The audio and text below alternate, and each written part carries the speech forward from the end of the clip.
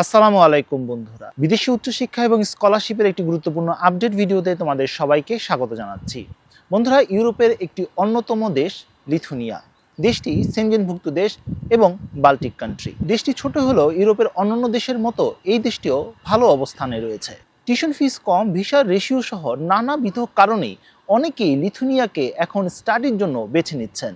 আজকের ভিডিওতে আমরা লিথুনিয়া নিয়ে বিস্তারিত আলোচনা করব, খুঁটিনাটি অনেক তথ্য দিব, একটি ওভারঅল ধারণা দেওয়ার চেষ্টা করব যাতে করে লিথুনিয়া সম্পর্কে আপনার একটি ক্লিয়ার ধারণা হয়ে যায়। বন্ধুরা, যারা লিথুনিয়া নিয়ে ইন্টারেস্টেড বা অনার্সে বা মাস্টার্সে আবেদন করতে চান বা পিএইচডিতে আবেদন করতে চান, তারা চাইলে আমার পেইড মেন্টরশিপের মাধ্যমে আবেদন করতে পারেন। আমার সাথে যোগাযোগ করার মাধ্যম হচ্ছে কেরিয়ার অ্যাব্রড ফেসবুক পেজ। এই পেজের লিঙ্ক অ্যাড্রেস কমেন্টে দেওয়া থাকবে, সেখান থেকে আপনারা চাইলে আমার সাথে সরাসরি মেসেজ দেওয়ার মাধ্যমে যোগাযোগ করতে পারেন, বা এই পেজে ভিডিওতে কমেন্ট করলেও ইনশাল্লাহ আমার সাথে আপনি যোগাযোগ করতে পারবেন।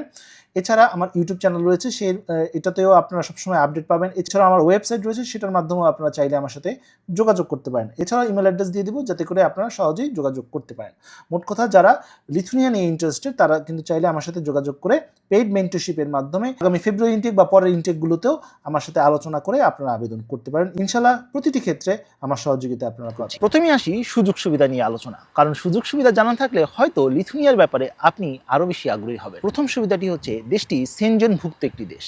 দ্বিতীয় সুবিধা হচ্ছে টিআরপি কার্ড। ইউরোপের অন্যান্য দেশে যখন আপনি মুভ করবেন তখন কিন্তু আপনাকে ভিসা দেওয়া হবে, কিন্তু এই দেশটিতে কিন্তু যখনই আপনি আবেদন করবেন স্টুডেন্ট ভিসায় তখন কিন্তু আপনাকে টিআরপি কার্ড দেওয়া হবে, যার কারণে ভিসা নেওয়া বা পরবর্তী টিআরপি কার্ডে মুভ করা এই যে হ্যাসেলটা সেটা কিন্তু আপনার থাকলো না।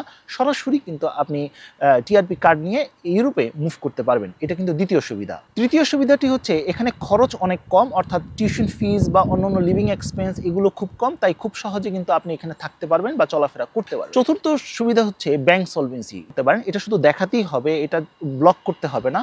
যদি দেখাতে পারেন তাহলে কিন্তু খুব সহজেই আপনি এখানে ভিসার জন্য আবেদন করতে পারেন এবং ভিসাও পেয়ে যেতে পারেন। এর পাশাপাশি এখানে কিন্তু আপনি আইএলটিএস ছাড়া অর্থাৎ এমওয়াই দিয়ে আবেদন করতে পারবেন। এছাড়া এখানে কিন্তু আপনার স্পাউস যদি থেকে থাকে, অর্থাৎ আপনার বেবি যদি থেকে থাকে বা আপনার ওয়াইফ বা হাজব্যান্ড থেকে থাকে, তাদেরকেও কিন্তু আপনি সাথে নিয়ে আসতে পারবেন, অথবা আপনি আসার পরে খুব অল্প সময়ের মধ্যে তাদের প্রসেস করে নিয়ে আসতে পারবেন। আর সর্বশেষ যে সুবিধাটির কথা বলবো, এখানে কিন্তু জব ফ্যাসিলিটিস রয়েছে, অর্থাৎ স্টুডেন্ট থাকাকালীন অবস্থায় কিন্তু আপনি পার্ট টাইম কাজের কিন্তু সুযোগ পাবেন। সেই টাকা দিয়ে কিন্তু আপনি লিভিং এক্সপেন্সগুলো বেয়ার করতে পারবেন। এই ছিল সুবিধাগুলো নিয়ে আলোচনা করা। এখন প্রশ্ন আসতে পারে, ভাইয়া এত সব সুবিধার কথা বললেন, অসুবিধা নেই? নিশ্চয়ই সুবিধার পাশাপাশি অসুবিধাও কিন্তু রয়েছে, আর অসুবিধা জানাটাও জরুরি, কারণ অসুবিধা জানা থাকলে কম্পেয়ার করতে সহজ হয়। বন্ধুরা, প্রথম অসুবিধা এবং এটা একটি বড় সমস্যা বলা যেতে পারে, সেটি হচ্ছে লিথুনিয়ার এম্বাসি কিন্তু বাংলাদেশে নেই। আপনাকে ভিসা বা ভিএফএস ফেস করার জন্য বাংলাদেশের বাইরে কোনো একটি ভিএফএস কে বেছে নিতে হবে। ইন্ডিয়া, মালয়েশিয়া, সিঙ্গাপুর, ফিলিপাইনের মতো দেশগুলো বা থাইল্যান্ডের মতো দেশগুলো, এগুলোতে আপনাকে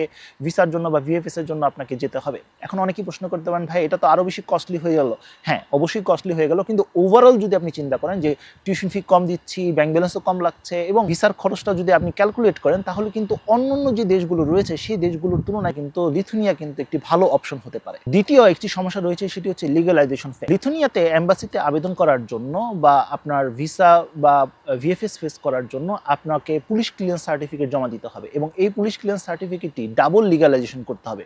এখন ডাবল লিগ্যালাইজেশন কি, এটা নিয়ে ইনশাআল্লাহ আগামী ভিডিওগুলোতে আলোচনা করব। ইউনিভার্সিটি তাদের শিক্ষার্থীদের জন্য এই লিগ্যালাইজেশন প্রসেসটা সম্পন্ন করে দিয়ে শিক্ষার্থী তাদের অ্যাম্বাসেডরের মাধ্যমে বিশ্ববিদ্যালয়ে তাদের পিসিসি অর্থাৎ পুলিশ ক্লিয়ারেন্স সার্টিফিকেটটি পাঠিয়ে দিয়েছে। বিশ্ববিদ্যালয়ে যারা উদ্যোগী হয়ে শিক্ষার্থীদের পিসিসি বা পুলিশ ক্লিয়ারেন্স সার্টিফিকেট লিগ্যালাইজ করে তারা আবার শিক্ষার্থীকে পাঠিয়ে দিয়েছে। পরে যে সমস্যাটির কথা বলবো সেটি হচ্ছে কাজ। এখানে বড় বড় যে শহরগুলো রয়েছে, যেমন কাউনাস রয়েছে বা ভিলিনিয়াস রয়েছে, এই শহরগুলোতে কিন্তু কিছুটা কাজের সুযোগ রয়েছে, কিন্তু পেরিফেরি বা একটু রুরাল বা একটু রিমোট অঞ্চলে কিন্তু কাজের সুযোগ কিছুটা কম বলা যেতে পারে বা চ্যালেঞ্জিং বলা যেতে পারে। এছাড়াও একটি বড় সমস্যা হচ্ছে ভাষা।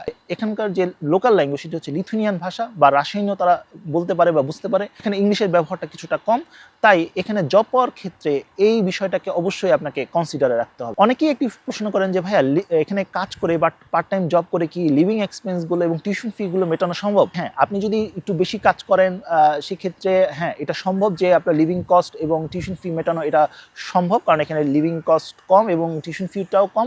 সর্বশেষ যে সমস্যাটির কথা বলবো, এবং এটা হয়তো বা অনেকের কাছেই সমস্যা, সেটি হচ্ছে এখানকার যে এনভায়রনমেন্ট বা ওয়েদার, সেটা উইন্টারে কিন্তু অনেক শীত পড়ে, তাই এটা অনেকের জন্য হয়তো বা চ্যালেঞ্জ হতে পারে। এই ছিল সুবিধা অসুবিধা নিয়ে কথাবার্তা। আশা করি এখন নিশ্চয়ই কম্পেয়ার করতে পারছেন যে এই দেশটিতে আপনার আবেদন করা উচিত নাকি উচিত না। এবার আসি সাবজেক্ট নিয়ে কথাবার্তা। বন্ধুরা, এখানে আপনারা অনার্স, মাস্টার্স, পিএইচডি অর্থাৎ 3টি লেভেলে আবেদন করতে পারবেন। এখানে অনার্স 3 বছরের জন্য হয়ে থাকে, মাস্টার্স 1.5 থেকে 2 বছরের জন্য হয়ে থাকে, পিএইচডি 3 বছরের জন্য হয়ে থাকে। তার মানে আপনি সকল লেভেলে কিন্তু আবেদন করতে পারছেন। আর সবচেয়ে বড় বিষয় হচ্ছে এখানে যে বিশ্ববিদ্যালয়গুলো রয়েছে সেই বিশ্ববিদ্যালয়ে যে সাবজেক্টগুলো অফার করা হচ্ছে প্রতিটি সাবজেক্টে কিন্তু ইংলিশ মিডিয়ামে পড়ানো হয়। অর্থাৎ আপনি এখানে খুব সহজেই কিন্তু পড়াশোনা করতে পারবেন। এই নিয়ে কোনো চ্যালেঞ্জের সম্মুখীন আপনাকে হতে হবে না। তো রিকোয়ারমেন্টগুলো নিয়ে ইনশাআল্লাহ আলাদা ভিডিওতে আপনাদের সাথে আলোচনা করব। অনেকেই প্রশ্ন করতে পারেন, ভাইয়া এখানে কি আইএলটিএস ছাড়া আবেদন করা যায়? হ্যাঁ, আইএলটিএস ছাড়া আবেদন করা সম্ভব। এমওআই দিয়েও আপনি আবেদন করতে পারবেন। বন্ধুরা, সাবজেক্ট নিয়ে কথাবার্তা তো হয়ে গেল, এবার আসি আবেদনের সময়। বন্ধুরা, বছরে মোটামুটি 2 বার অর্থাৎ 2 ইনটেক শিক্ষার্থীদের নেয় লিথুনিয়ার বিশ্ববিদ্যালয়গুলো। একটি হচ্ছে সেপ্টেম্বর ইনটেক, আরেকটি হচ্ছে ফেব্রুয়ারি ইনটেক। এই মুহূর্তে ফেব্রুয়ারি ইনটেকের আবেদন কার্যক্রমটি চলছে। আপনারা অবশ্যই চেক করে দেখুন।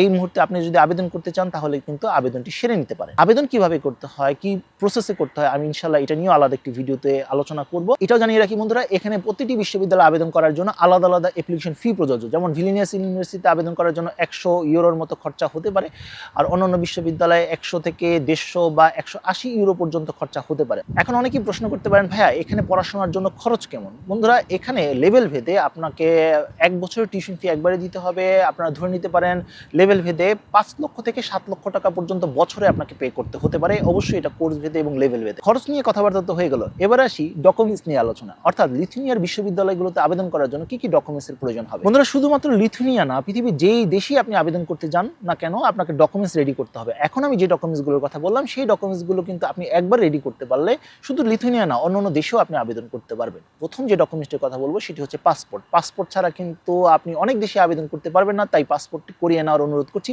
এখন পাসপোর্ট কিন্তু 10 বছরের জন্য হয়ে থাকে, তাই অবশ্যই পাসপোর্টটা করিয়ে নিন। এটা আপনার জন্য অনেক বেশি কনভিনিয়েন্ট হবে, বিভিন্ন জায়গায় আবেদনও করতে পারবেন। দ্বিতীয় যে ডকুমেন্টসটি প্রয়োজন হবে আপনার সার্টিফিকেট এবং নম্বরপত্র, অর্থাৎ একাডেমিক ডকুমেন্টস, সার্টিফিকেট, নম্বরপত্র, প্রশংসাপত্র এগুলো দরকার হবে। অবশ্যই ইংরেজিতে দরকার হবে। অ্যাটাস্টেড করিয়ে নিতে পারেন, তাহলে কিন্তু অনেক দেশে আপনার জন্য ওপেন হয়ে যাবে।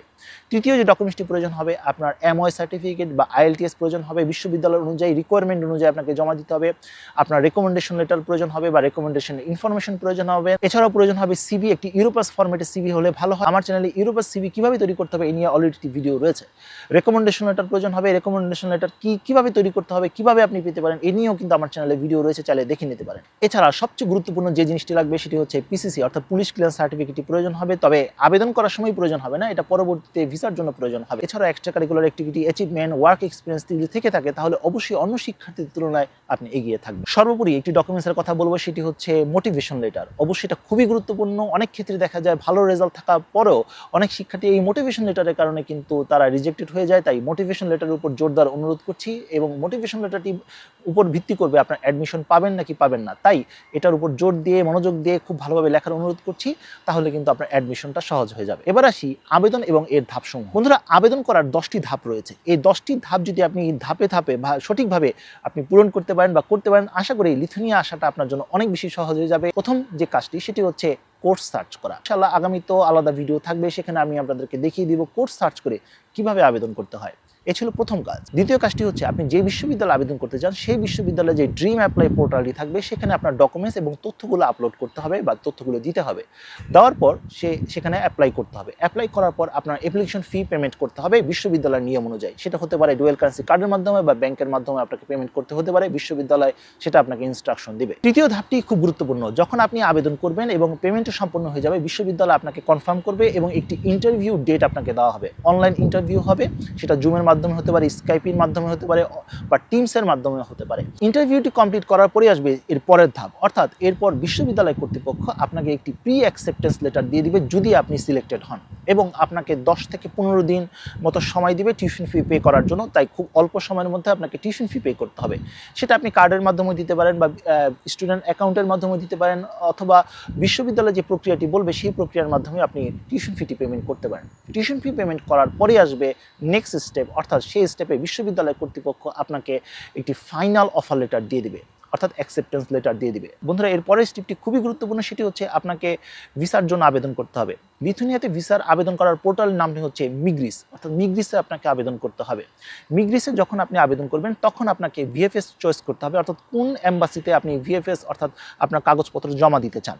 যেটা বললাম ভিডিও শুরুতেই, এখন এই মুহূর্তে ইন্ডিয়া, মালয়েশিয়া, সিঙ্গাপুর, থাইল্যান্ড এবং ফিলিপাইনের মতো দেশগুলো রয়েছে। ডেট পাওয়ার পর সেই দিন আপনাকে ফ্লাই করে সেই দেশে যেতে হবে। আর এটাও জানিয়ে রাখি, যদি অন্য দেশে আপনাকে যেতে হয় আগে সেই দেশের একটি ভিসা কিন্তু আপনাকে করিয়ে নিতে হবে। যদি ইন্ডিয়া যেতে হয় ইন্ডিয়ার ভিসা করাতে হবে, যদি মালয়েশিয়াতে যেতে হয় বা থাইল্যান্ডে যেতে হয় বা ফিলিপিনে যেতে হয় সেই দেশের ভিসা কিন্তু আপনাকে আগেই করিয়ে নিতে হবে এবং ডেট অনুযায়ী আপনাকে সেই দেশে ফ্লাই করে আবেদন বা ভিএফএসে আপনাকে অ্যাপ্লাই করতে হবে। ভিএফএস এর জন্য কিন্তু আলাদা একটি ফি প্রযোজ্য, বাংলাদেশি টাকায় প্রায় 18,000 থেকে 19,000 টাকা আপনার প্রয়োজন হতে পারে। ভিএফএসে আবেদন করার পর বা কাগজপত্র সাবমিট করার পরই আপনাকে একটি ডেট দিবে এবং সেই ডেটে অনলাইনে আপনাকে একটি ইন্টারভিউ নেওয়া হবে, অর্থাৎ মিগ্রিস আপনাকে একটি কাউন্টার নাম্বার দিবে, সেই কাউন্টার অনুযায়ী অনলাইনে টিমসের মাধ্যমে হোক বা অন্য কোনো মাধ্যমে হোক আপনাকে একটি ইন্টারভিউ নেবে। খুব সিম্পল একটা ইন্টারভিউ, কেন লিথুনিয়াতে আসতে চান, কেন এই সাবজেক্টে পড়তে চান, এই বেসিক কিছু কোশ্চেন আপনাকে জিজ্ঞেস করবে। ভিসা ইন্টারভিউটি দেওয়ার পরেই আসবে নেক্সট স্টেপ। সেই স্টেপে মূলত আপনাকে ওয়েট করতে হবে,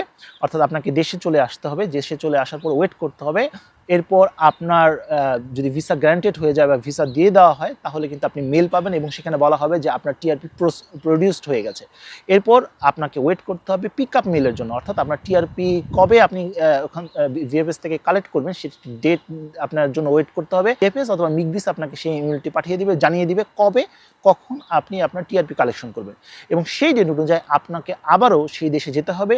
ভিএফএস থেকে বায়োমেট্রিক দিয়ে আপনার তথ্যগুলো দিয়ে আপনার টিআরপি কালেক্ট করতে হবে এবং এর পরের স্টেপটি আপনারা নিশ্চয়ই জানেন, শপিং করে লিথুনিয়াতে চলে আসতে হবে। এবারে সবচেয়ে গুরুত্বপূর্ণ সেটা হচ্ছে ভিসার জন্য কি কি ডকুমেন্টসের প্রয়োজন হবে। ভিসার জন্য বেশ কয়েকটি ডকুমেন্টসের প্রয়োজন হবে। প্রথম যে ডকুমেন্টসটি প্রয়োজন হবে, আপনার একাডেমিক সার্টিফিকেট নম্বরপত্র অ্যাটাস্টেডকৃত হতে হবে। এগুলো আপনাকে যেটা মিগ্রিসে, অর্থাৎ যখন আপনি মিগ্রিসে আবেদন করবেন, ভিসার জন্য আবেদন করবেন, যে ডকুমেন্টসগুলো আপলোড করবেন সেই ডকুমেন্টসগুলো কিন্তু আপনাকে ভিএফএসেও নিয়ে যেতে হবে। প্রয়োজন হবে আপনার ইন্স্যুরেন্স, আপনাকে একটি সুইস কেয়ার থেকে একটি 1 বছরের ইন্স্যুরেন্স কিনতে হবে। আপনাকে একটি স্টেট ফি দিতে হবে 80 ইউরোর এবং আপনার পাসপোর্টকে অনলাইনে আপলোডও করতে হবে এবং পাসপোর্টের পুরো কপি, অর্থাৎ প্রথম পাতা থেকে একদম শেষ পর্যন্ত পুরো কপিটি, অর্থাৎ পাসপোর্টের কপিটাকে আপনাকে অনলাইনে আপলোড করতে হবে এবং পাসপোর্টটি ভিএফএসে কিন্তু সঙ্গে করে নিয়ে যেতে হবে। এরপর আপনার স্পন্সরের কাগজপত্রের প্রয়োজন হবে। আপনার স্পন্সর আপনার বাবা, মা, ভাই, বোন হতে পারবে, কোনো সমস্যা নেই। শ্বশুর শাশুড়িও আপনার স্পন্সর হতে পারবে। আপনি নিজেও আপনার নিজের স্পন্সর হতে পারবেন।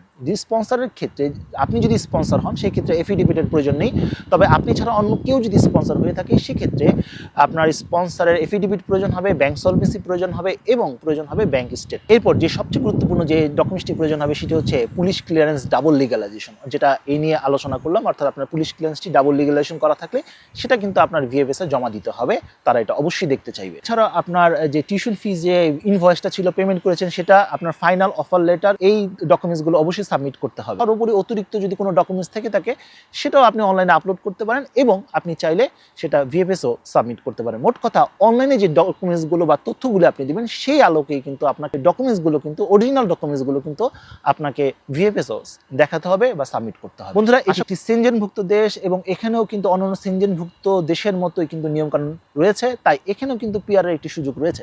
এখানে এডুকেশন কমপ্লিট হওয়ার পর আপনাকে কিন্তু জব সার্চ ভিসাও দেওয়া হবে এবং সেটা নিয়ে কিন্তু আপনি যদি একটি ফুল টাইম জব বা ওয়ার্ক পারমিটে যদি আপনি পেয়ে যেতে পারেন তাহলে কিন্তু এখানে আপনি স্থায়ী হতে পারবেন তাদের নির্দিষ্ট নিয়ম মেনে বা ইমিগ্রেশন নিয়ম মেনে। এখানে 5 বছরের মধ্যে আপনি পিআর এবং একটি নির্দিষ্ট রিকোয়ারমেন্ট ফুলফিল হওয়ার পর সেখানে কিন্তু আপনি পাসপোর্টও পেয়ে যেতে পারেন। এছাড়াও ইউরোপের অন্যান্য দেশে মুভ করার অপশন তো থাকেই। তো এই হচ্ছে মোটামুটি লিথুনিয়ার কথাবার্তা। আজকে লিথুনিয়ার প্রথম পর্বে একটু ওভারঅল ধারণা দেওয়ার চেষ্টা করলাম যে লিথুনিয়া কি, কোথায় এবং এখানে কি কি সুযোগ সুবিধা রয়েছে এবং কি অসুবিধা রয়েছে এবং প্রক্রিয়াটা কি আপনাদের বোঝানোর চেষ্টা করলাম। তো বন্ধুরা, এই ছিল আজকের মতো ভিডিও। পরবর্তী আপডেট এবং সঠিক তথ্যের জন্য আমার চ্যানেলটি সাবস্ক্রাইব করে রাখার অনুরোধ রইল। তো বন্ধুরা, আজ এই পর্যন্ত সবাই ভালো থাকুন, সুস্থ থাকুন।